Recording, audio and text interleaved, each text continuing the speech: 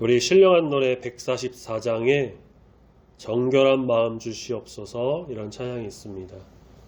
정결한 마음 주시옵소서 오 주님 정직한 영을 새롭게 하소서 이렇게 시작하는 찬양인데 작자 미상의 곡으로 악보에 되어 있더라고요. 그래서 언제 지어졌는지는 잘 모르지만 제가 중학교 때도 들었던 기억이 있으니까 아마 꽤 오래된 곡이지 않을까 싶습니다. 이 찬양이 오늘 본문에서 우리가 같이 본 시편 51편 또 10절부터 12절 그 말씀으로 이제 가사를 지었죠. 누가 언제 지었는지 알 수 없지만 그래서 어떤 목적과 또 마음으로 이 찬양을 지었는지 우리가 잘 알 수는 없지만 그래도 성경 말씀을 찬양을 했다는 것은 이 성경 말씀을 이제 읽고 묵상하다가 거기서 느낀 감정, 느낌, 또 은혜, 하나님의 그 은혜를 통해서 찬양을 지었다는 것을 우리가 짐작할 수가 있을 겁니다. 시편 51편은 위로 쭉 올라가셔서 시편 51편의 표제를 보면 이렇게 설명되어 있죠. 다윗의 시, 인도자를 따라 부르는 노래, 그리고 다윗이 밧세바와 동침한 후 선지자 나단이 그에게 왔을 때. 우리가 너무 잘 아는 사건이죠. 다윗이 밧세바를 보고 이제 반해서 같이 잠자리를 가졌고 그 남편이자 자신의 충신이었던 우리야를 전쟁의 사지로 보내서 죽게 합니다. 하나님은 그런 다윗의 모습을 좋지 않게 보셨고 나단 선지자를 보내서 아주 호되게 혼내셨어요. 그래서 다윗은 거기서 바로 즉시 회개하고 하나님께 용서를 구했습니다. 바로 그 순간이죠. 바로 그렇게 나단을 통해서 하나님의 메시지를 듣고 회개했을 때 이 시를 지었다라는 거예요. 그래서 이 시는 회개의 시, 참회의 시입니다. 자신의 죄를 자복하고 하나님께서 자신의 마음에 다시금 정한 영, 정직한 영을 창조하셔서 새롭게 해주심으로 그 구원의 즐거움을 누리게 해달라고 하는 간절한 기도예요. 우리도 살면서 죄를 짓습니다. 지난 주일 말씀드린 것처럼 우리는 성령을 받았고 성령의 사람이고 이제 과거의 더러운 어떤 모습을 다 버리고 새로운 사람으로 새롭게 씻김을 받았어요. 죄에 대해서도 민감하게 반응하고 그런 죄를 짓지 않으려고 노력을 하죠. 하지만 사람이기에 나도 모르게 죄를 지을 때가 있습니다. 죄라고 해서 정말 세상의 어떤 범죄, 법을 어기고 극악무도한 죄를 지었다. 그런 것만 말하는 게 아니죠.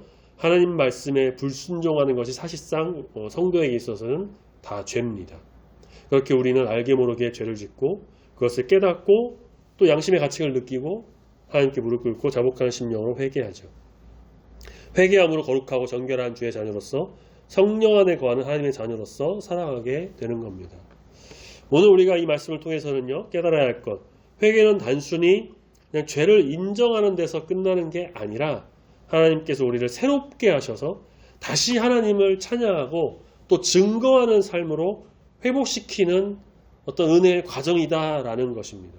그래서 말씀을 통해 하나님 주시는 회개의 메시지, 회복의 메시지를 깨달아 나아가는 우리 이 시간이 되기를 소망합니다. 7절에 우슬초로 나를 정결하게 하소서 이렇게 하고 있죠. 다윗은 자신의 죄를 숨기거나 그렇게 감추지 않았습니다. 본문 조금 위로 올라가셔서 3절 보면요. 나는 내 죄가를 아오니, 그러니까 내 죄를 아오니 내 죄가 항상 내 앞에 있습니다. 이렇게 고백하고요. 자기가 정말 죄를 지었고 죄를 그렇게 하나님께 고백하면서 주님 내가 주님 앞에 범죄했습니다. 스스로 자복하고 있어요. 스스로 씻을 수 없는 그 죄를 지었다는 걸 인정하고 내가 나 혼자서는 그것을 깨끗하게 할 수 없다는 것도 인정하면서 하나님께서 정결하게 해달라고 간구하고 있는 겁니다. 자, 여기서 나오는 우슬초, 한약재로도 쓰이는 식물이라고 하는데요. 관절, 혈액순환, 무릎에도 좋다고 이제 알려져 있다고 하는데 성경에서는 이 우슬초가 정결, 속죄를 상징하는 식물로 자주 등장합니다. 이제 출애굽기 12장에서 보면 이스라엘 백성이 어린 양의 피를 이제 문설주에 바르는데 그때 우슬초 묶음을 가져다가 그렇게 발랐다라고 말씀하고 있어요. 그러니까 구원의 표징을 적용하는 도구로 사용이 됐다는 것이죠. 또 레위기 14장이나 민수기 19장에 보면요. 이 나병 환자가 정결 내식이나 내식을 할 때나 혹은 부정한 자를 좀 깨끗하게 할 때도 이 우슬초가 사용되기도 했다고 합니다. 그래서 우슬초는 구원 혹은 정결의 상징이 됐다라는 거예요. 다윗이 여기서 특별히 이 우슬초를 언급한 것도 그렇습니다.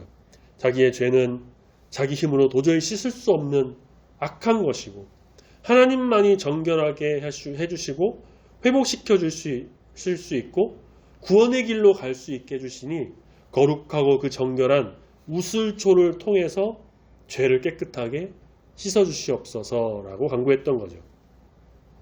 인간의 노력이나 의지가 아닌 하나님의 은혜로만 우리의 죄악이 씻어질 수가 있습니다.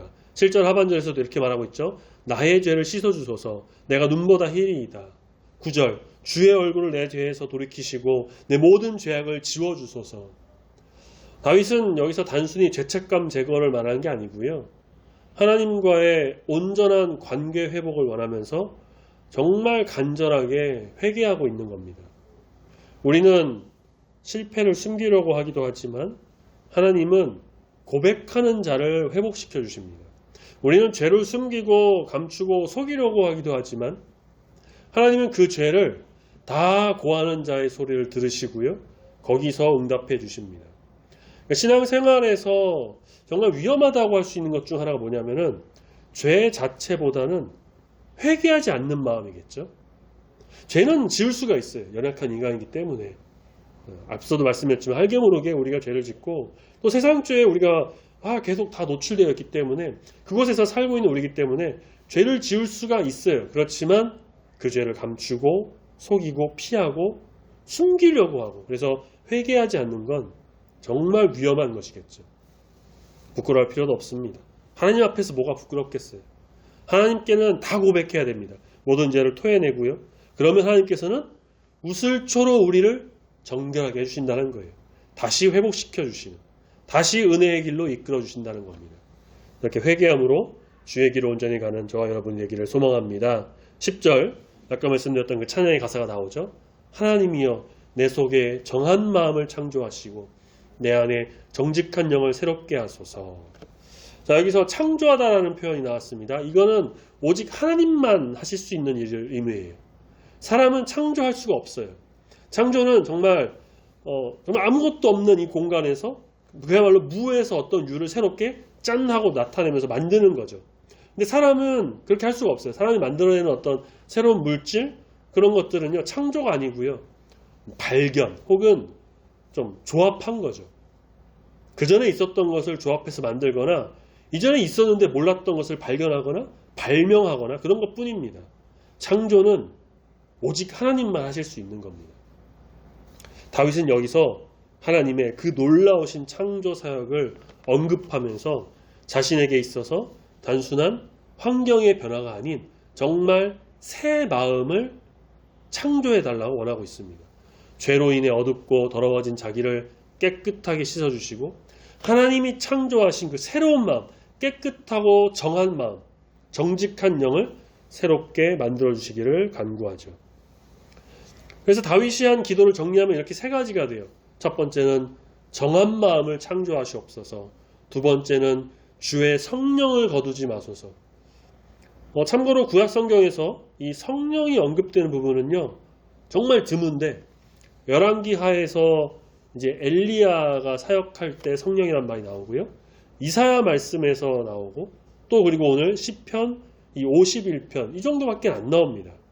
그 다윗은 구약 시대에도 이미 성령 하나님의 존재를 알고 그 성령께서 떠나지 않기를 간구했다는 거죠.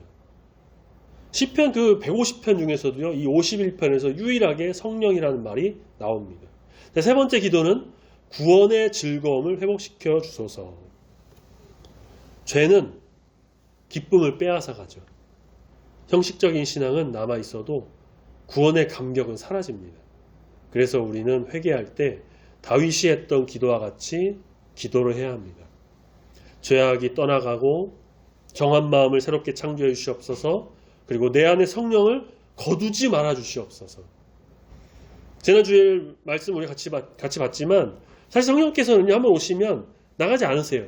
그럼에도 다윗이 이렇게 간구한 것은 혹시라도 자신의 어떤 더러운 죄로 인해 거룩하고 정결하신 그 성령님께서 내 안에 머물기 힘드시면 어떡하지? 이러한 좀 어떤 마음을 담아서 성령께서 나를 버리고 죄로 더러워진 나를 내버려 두고 떠나지 마시기를, 내 안에 남아 계셔서 정직한 영을, 정한 영을 새롭게 주시는 그 사역에 임해달라고 간절히 간구하고 있는 것입니다. 그래서 우리는 마지막으로 구원의 즐거움을 회복시켜달라고 기도해야 합니다. 죄가 있으면 구원에 이르지 못해요. 죄는 구원의 길을 가로막는 걸림돌입니다. 죄로 인해서 구원의 기쁨, 구원의 즐거움을 누리지 못했는데 이제 죄가 사라지고 씻김 받아서 다시 그 구원의 즐거움을 회복시켜 주셔서 하나님을 바라보며 구원의 기쁨으로 나가는 주의 자녀가 되게 해달라고 우리는 그렇게 기도해야 할 것입니다. 13절 가서 보시면은 뭐랄까요, 좀 재미있는 말이 나와요. 왜 그러냐면, 자, 그리하면 내가 범죄자에게 주의 도를 가르치리니. 사실 좀 전까지는요, 다윗이 죄인이었어요. 하나님 앞에서는 범죄자였죠. 정말 어떻게 보면 악한 죄를 졌죠. 자기의 죄가 얼마나 악했는지 하나님께 너무나도 간절하게 간구하면서 우술초로 씻겨달라고, 성령을 거두지 말아달라고, 정직한 영을 새롭게 해달라고 그렇게 부르짖었습니다. 그런데 13절에서 그렇게 하시면 내가 이제는 범죄자에게 주의 도를 가르치겠습니다 라고 하는 거죠. 마치 고기도 먹어본 사람이 안다는 표현이 어울릴까요?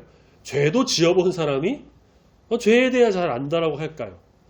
다윗은 간음, 살인 이런 악한 죄를 지었죠. 하나님 보시기에 너무나도 악했어요. 그렇지만 다윗의 나단 선지자의 말을 듣고 즉시 회개하고 거룩한 심령을 주시고 정한 마음을 새롭게 창조해달라고 호소했습니다. 이제 구원의 즐거움을 다시 회복한 그가, 하나님의 놀라운 은혜를 경험한 그가 다른 범죄자들, 다른 주변의 죄인들에게 주의 도를 이제는 내가 가르쳐서 죄에서 돌아와 주의 길로 가도록 인도하겠다라고 다짐한 겁니다. 그들의 마음을 이해하고 알 수 있었던 다윗이죠. 다윗의 회개는 그래서 자기 회복에서 끝나지 않고 타인을 살리는 통로로 이어가게 됩니다. 회복된 사람들은 다른 죄인을 정죄하기보다는요, 품게 됩니다. 그들의 잘못을 지적하며 죄인으로 낙인 찍고 그런 게 아니고요, 그 죄를 위해서 기도하고 그들이 다시 돌아오기를 더 바라며 긍휼히 여기는 마음을 갖습니다.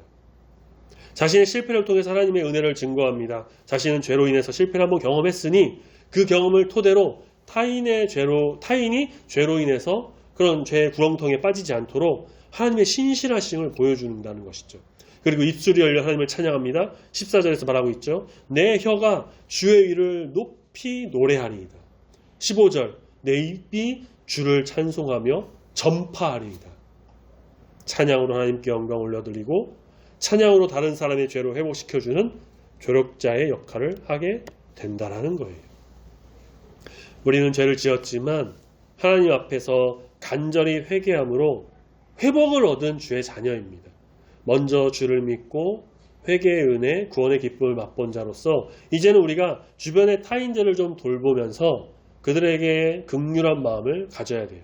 우리가 주일 저녁 예배 시간에 봤던 중보 기도도 바로 그런 마음에서 나오는 기도인 거죠. 정죄하는 게 아니라 사랑과 긍휼로 나의 실패를 통해 복음이 증거되고 주의 품으로 그들이 돌아올 수 있도록, 그래서 결국은 함께 입술을 열어서 하나님을 찬양하면서 영광 올려드리는 것, 이러한 일이 우리를 통해 일어나길 소망합니다. 내 주변에 아직 하나님을 알지 못하고 믿지 않고 세상 길로 가면서 죄를 짓는 사람들이 많이 있을 거예요. 먼저는 중보 기도하고 그리고 권면하고 복음을 전하고 주의 뜻을 전하면서 사랑을 실천하는, 이것이 바로 참된 회개자, 참된 하나님의 사람의 모습, 전도자의 사명일 것입니다. 아름다운 주의 일을 이렇게 세워나가는 저와 여러분이 되기를 소망합니다. 아멘. 타인을 생각하는 마음도 중요하지만 말씀을 같이 본 것처럼요, 먼저는 내가 하나님 앞에 바로 서야 되겠죠. 겉으로는 괜찮은 척하고 아무렇지 않은 척, 죄 짓지 않은 척해도 사실 마음속 깊은 곳은 지쳐있기도 하고 무너져 있고 죄가 쌓여 있을 수도 있습니다. 반복되는 죄, 기계적으로 아무렇지 않게 회개하는 그런 어떤 것들, 하나님과의 어떤 타협, 무감각한 예배, 사라진 감사의 기쁨, 그리고 사람들 앞에서 괜찮은 척 하지만 하나님 앞에서는 무너진 마음. 다윗이 완벽한 사람이어서 회개하고 회복했던 것이 아닙니다. 다윗도 우리가 똑같은 사람이에요. 그가 회복한 것은요, 철저히 무너진 자리에서 거룩하신 하나님께 돌아갔기 때문에 회복되었던 겁니다. 요즘 사람들 실수 숨기기 위해서 이미지 관리한다고 그런다고 하지만요, 하나님은요, 포장된 사람보다는 회개하고 정말 자기의 것을 다 드러내고 고백하는 사람을 더 원하시고 찾으십니다. 하나님은 오늘도 우리에게 말씀하시죠. 너 다시 깨끗해질 수 있다. 다시 기뻐할 수 있다. 다시 찬양할 수 있다. 오늘 드리는 나의 회개와 또 기도가 다윗의 기도와 회개와 찬양과 같이 정말 간절한 마음으로 우리 주님을 바라보며 구원의 즐거움을 사모함으로 거룩하고 정결하게 주님 앞에 바로 서는 그런 하나님의 참된 사람, 하나님의 자녀의 기도가 되기를 소망합니다. 다윗이 간구했던 기도, 나의 기도가 되는 겁니다. 하나님이여 내 속에 정한 마음을 창조하시옵소서. 하나님께서 새로운 해를 우리에게 부어주실 줄로 믿습니다. 아멘.